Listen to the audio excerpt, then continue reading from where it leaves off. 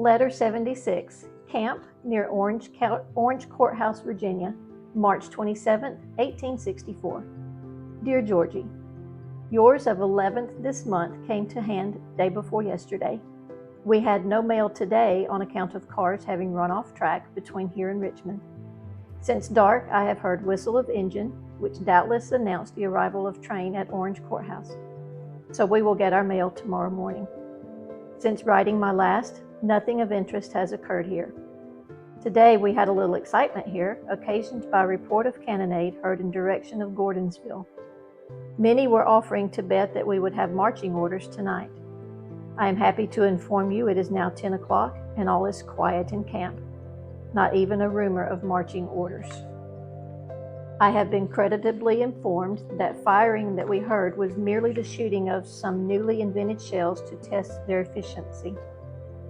Anything that indicates a march alarms us. We are willing to leave here after the 1st of May. I don't think the battle will open here until some time in May. The snow that but a few days ago covered here the surface of the earth to a depth of 12 inches has disappeared and the ground is almost dry. Roads are in good traveling condition. The ground was very dry before snow fell, and then the weather has been dry and windy, which accounts for the pleasant conditions of ground so soon after the snow.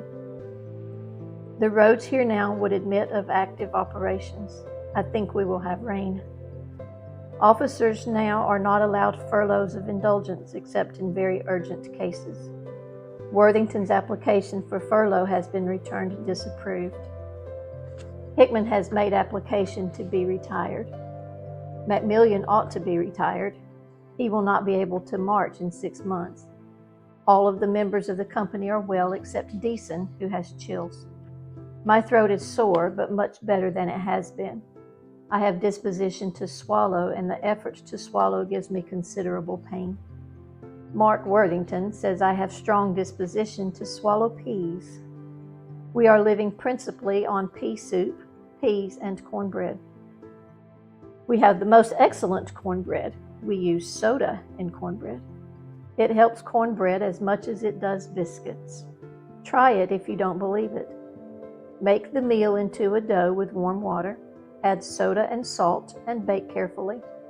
The bread made as directed is superior to biscuits. We draw as much sugar and coffee as we want. Occasionally we draw molasses. We draw as much as we ought to eat. Beef rations have played out. 1/4 pound of bacon is issued to each man daily. We will draw beef during summer months. I don't believe it would be politic to go into Virginia this summer. Yet if we were to start for enemy soil, I would be pleased, knowing that our high officials ought to know our interest better than I do, if such a trip would not be prejudicial to our cause, to say nothing of its being beneficial.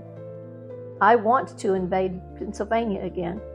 We won't live well in Pennsylvania, though our stay there would probably be short and sweet. Its termination might be bitter. Many think of General Longstreet is on the eve of starting to Kentucky. If General Longstreet will invade Kentucky and remain there until after presidential elections in the United States government, I think it would do considerable towards defeating Abraham Lincoln. A change of administrations would bring about a peace. If Lincoln is re-elected to presidency of the United States government, I believe the war would close in 12 months. If we are blessed with a good crop of grain this year, we are safe. European powers will not suffer this war to continue longer than 12 months, unless at the expiration of time specified, the prospect of our subjugation is better than it is now. All ought to lend a helping hand to the furtherance of our cause now. As so much horrible such a condition becomes, I don't know how we can, and this part is unintelligible. I will not write more until morning. March 29th.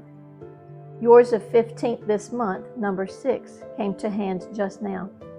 I am glad to hear that all were well and doing well when it was written. Much gratified to hear that the Negroes are doing well, that they take the interest in the farm, that they are not behind as to planting. You must caution Saul as to Reuben and Elias's plowing, deep and slow plowing makes corn.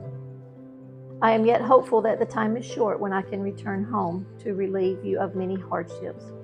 Remember that just God rules the world, that He will hear the prayers of those who conduct themselves properly, that it is possible for Him to accomplish anything. May He guard and protect you is the daily prayer of your husband.